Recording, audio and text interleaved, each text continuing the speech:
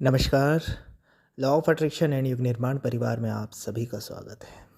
आप किससे मिलेंगे, कौन बिछड़ जाएगा, ये सब कुछ तय है, बिल्कुल तय है। अगर आप सोचते हैं कि आप किसी के मिलने को, किसी के बिछड़ने को नियंत्रित कर सकते हैं, तो ये संभव नहीं है। कौन आपके जीवन में कितने दिन रहेगा और कब कौन चला जाएगा, ये सब कुछ तय है। कर्म के आधार पर, प्रारब्ध के आधार पर, आपके बंधनों के आधार पर। आप अपने जीवन में देखिएगा, कई लोग ऐसे आए जो शुरू में अच्छे लगे लेकिन बर्बाद करके चले गए, और कई अनायास ही जुड़ गए जिन्होंने आपके जीवन को बदल दिया, जिन्होंने आपके जीवन को संवार दिया। आपने चाहा भी नहीं था लेकिन ऐसा हो गया। चाहकर क्या हुआ है जीवन में?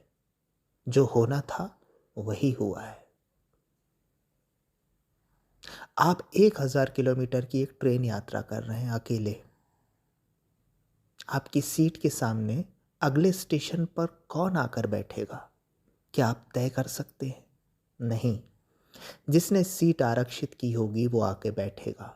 जब तक के लिए आरक्षित की होगी तब तक बैठेगा, चला जाएगा।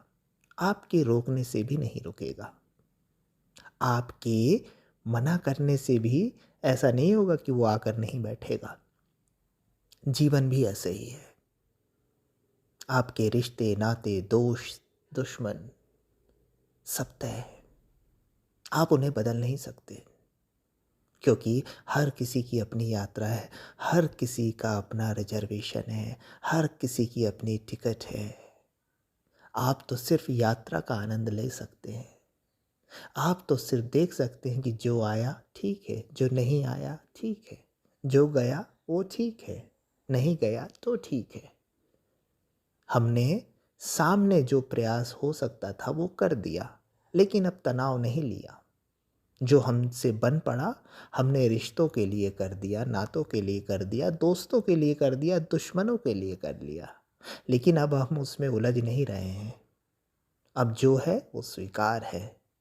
अगर इस भाव दशा से कोई जीने लगता है तो उसका जीवन बड़ा सरल हो जाता है, यात्रा बड़ी आसान हो जाती है।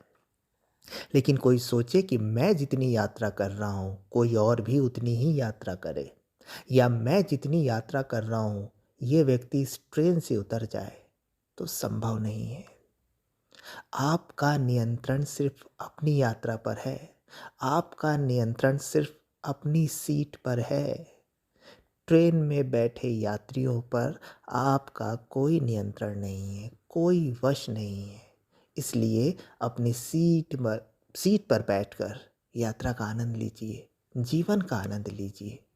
क्या पता आपका गंतव्य निकट ही हो, क्या पता आपकी यात्रा समाप्त होने पर ही हो। सोच सोच कर ही कहीं आपने पूरे सफ़र को व्यर्थ तो नहीं कर दिया। देख लीजिएगा एक बार। धन्यवाद।